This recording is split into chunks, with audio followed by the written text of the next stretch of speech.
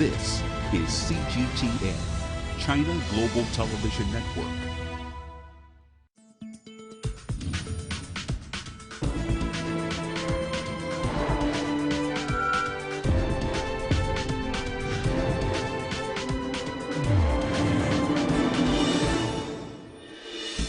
Protests gripped Hong Kong once again this weekend, and on Monday, strikes plagued the city with hundreds of flights canceled and train travel significantly disrupted.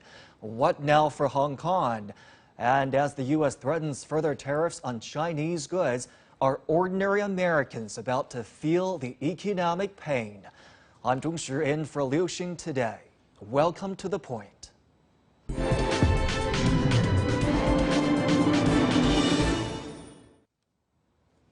A general strike rocked Hong Kong on Monday, creating citywide travel chaos. 8 metro lines were partly or fully suspended, and more than 200 flights were canceled. Hong Kong's chief executive Carrie Lam held a press conference, the first in 2 weeks, and said that recent escalation has far exceeded the original political demands, pushing the city to a very dangerous situation. Reacting to the turbulence, the Hong Kong Stock Exchange plunged to its lowest level in 6 months, and economic indices also dropped considerably. 8 weeks on, what's still driving the crisis? Is the worst over? And what can we expect to happen to the economy if the instability prevails? I am pleased to be joined from Hong Kong by Lawrence Ma, a barrister and chairman of the Hong Kong Legal Exchange Foundation. And here in our Beijing studio by Xu Qingduo, a senior fellow from the Pangol Institution. Gentlemen, welcome to the program.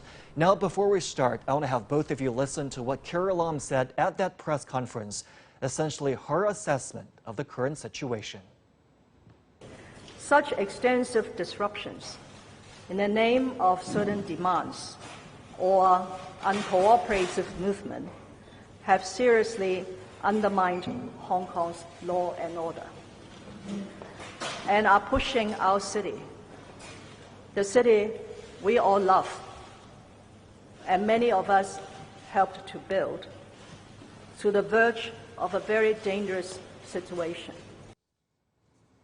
Mr. Ma, in Hong Kong, let me start with you. You almost didn't make it to the studio before the start of the show because you were caught up in traffic that was severely disrupted by what was going on today in Hong Kong, a general strike and protests. Tell us a little bit about what you've seen today. And given that, what does that tell you about just how dangerous the situation is in the city, as mentioned by Carrie Lam? Now, the reality in Hong Kong now is the protesters set up barracks in various major arteries, including major roads and tunnels, which go through between the Hong Kong Island and Kowloon. So they block the tunnels, and so the cars cannot go through. And as a result, when I travel, I usually take about 15 minutes to travel from where I need to go to the destination. Now, I took actually 2.5 hours to actually reach there. And there was traffic jams that's built up, cars and trucks on the road. And when they were blocking the roads, some of the people have to detour.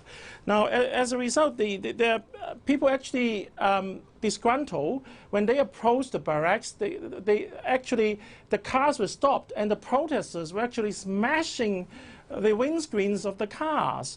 And some of the drivers were being dragged out from the driver's seat onto the ground and smashed. So it is a very horrific incident, I would say. We were looking at video while you were talking to us. None of that says anything peaceful about these protests. Mr. Xu here in our Beijing studio, what does that tell you about the current situation in Hong Kong? And when Carrie Lam speaks of dangers, what does she mean? Dangers to what? Dangers to life, economic disruptions, or possible military involvement? Well, if you look at what happened over the weekend, of course, that's already an illegal protest because it was not approved by the city government, by the police. And if you look at what's happening today, or what happened today, it's an striking escalation because their aim is clear, that is to paralyze the whole city. And you see in some of the cases, like one police station was set on fire, and you see this lawlessness, you see this chaos, confrontation, sometimes standoff between different people with different opinions. I think Hong Kong is at a critical juncture. If you look at the numbers, for example, economically, and their PMI is the slowest in 10 years, and also the investment in this city has suffered a double-digit plunge, and also the retail business suffered a lot, and the tourism, obviously, few people would go there, would dare go there, visit Hong Kong now, and you see catering, accommodation is being severely affected. I think Carrie Lam is also talking about see if somehow at a point of no return, even the recovery for the law and order would take some time, not to mention the reconciliation of Hong Kong socially and politically. That would be something really serious. I don't think I would say it's still far from the point where, somehow PLA, according to the garrison law, will be involved. Mr. Ma, one more question about the situation. Given the lawlessness here that is happening in the city, as Mr. Xu mentioned, and the striking escalation of the situation, if that continues, will that bolster the basis of the demands of the protesters, or will it actually weaken it? Well, I think it seems that this non-cooperation campaign has pushed the tolerance of the entire citizen to its flinch. I think as long as the protests used to take place usually at night, when all the unlawfulness, all the damaging of buildings and riots against the police and the society, before today, it all happened at nighttime, at late night, where citizens, many of them, when they're asleep, they don't feel interrupted that much. But today, it's a whole sea change of things because of the non-cooperation activities or movements being taken place. All the lifestyles, the entire working lifestyles, living lifestyles, people's movement, going to school, going back to work, are all totally affected. So it actually angered a lot of those civilians, and civilian citizens, they do not get much interest in politics. I want to recap with both of you what happened over the weekend, because the strike on Monday followed the protest over the weekend, and this is what happened. Masked protesters blocked major roads, spray-painted traffic lights, started fires in public places, and prevented transport from running. A group of them even threw the national flag into the Victoria Harbour, which infuriated many people in Hong Kong and elsewhere in China. If this is indication of an escalation in violence, what has been fueling the escalation, Mr. Xu?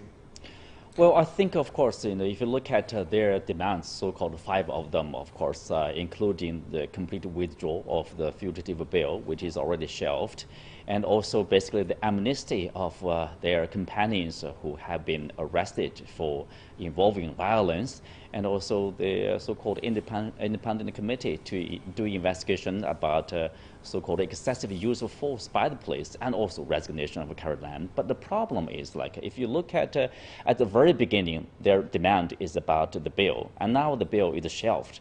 In common sense, you would say they would call it a victory and then retreat from that. But then what you see instead is escalation and also the challenging of the central government. I would say they are trying somehow with this game, to not only challenge the local government, but also the central government, but also to destroy the one country, two systems by paralyzing the function of the city of Hong Kong as they are. So there's something sinister beyond the legal protest, beyond the legitimate demand, in any part of the world. Mr. Ma, this is a lot more than just the fugitive bill, which is where things started. What do they want? Well, I think you have to look at it at a larger scale than from without Hong Kong. I mean, this is part of the color revolution that has been instituted for so many years to topple communist regimes and to also further the China containment policy. Hong Kong is part of China and is the freest and most liberal city within the People's Republic of China. So there has been external forces combined with internal subversive forces to conjure up an anti-government subversive force in order to topple the government, to dysfunction the government, so as to deprive the government of legitimate rules. And this is, I think, part and parcel of the color revolution. All right, if we look at the fact that during raids last week, here's what the police actually seized: the weapons, including explosives, incompleted petrol bombs, smoke bombs, as well as other chemicals. These do not seem like your regular elements of peaceful protests. These do seem like elements of a premeditated, calculated terrorist activity. Given that fact, what is the nature of the movement and what is the nature of the protests' demand and the ways that they're planning to get it, Mr. Xu?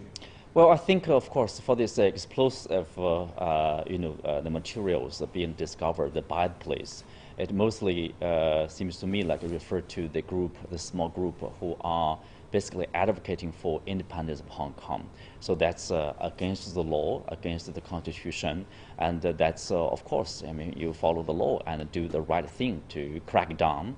And the thing is, like right now, on the social media, what you are hearing is the call for the protesters, or let me call the protesters, they are rioters right now, to use, basically they are appealed to use knives to attack the police force.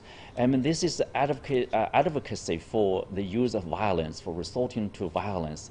I think the Hong Kong government and the Hong Kong police force should be boosted, and the establishment, whether they are with the government or they are against the government, they should make it clear and allowed to condemn the violence, to condemn those acts that's clearly against the law.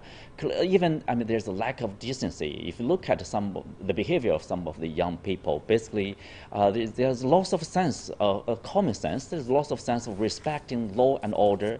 There's even loss of sense of the ability to communicate nicely, decently with their Hong Kong followers. For example, they blocked the train from operating a normal operation. Some of the workers, they have to go to the company. Well, their life being disrupted. Nobody will pay them, will compensate for their loss. And I'm not sure how long they will tolerate such illegal behavior. Mr. Ma, so far the government's reaction to this has been relatively restrained. Is the SAR government in a position to do more? Well, I think under the current Hong Kong law, under the public order ordinance, there is a curfew order where the government can, or the chief executive can issue an executive order proclaiming the city to be in a curfew state, where people are prohibited from going out from their homes onto the street. And this is exactly, I think, what Hong Kong really needs now. But the problem is, do we have sufficient manpower, particularly the police force, to patrol the curfew orders? And if we do have, how to implement that curfew order in various estates and places and housing estates in Hong Kong? That is quite unprecedented for Hong Kong. All right, it should also be noted that people in Hong Kong, some people also came out to rally against the protesters and against their violent behavior, but that's another topic we don't have time for on this broadcast. Lawrence Ma from the Hong Kong Legal Exchange Foundation, Xu Qindua from the Pangol Institution. Gentlemen, thank you so much for your time. And you are watching The Point on CGTN. Stay with us. When we return, just how significant will the economic shock be if the U.S. goes ahead with its newly proposed tariffs?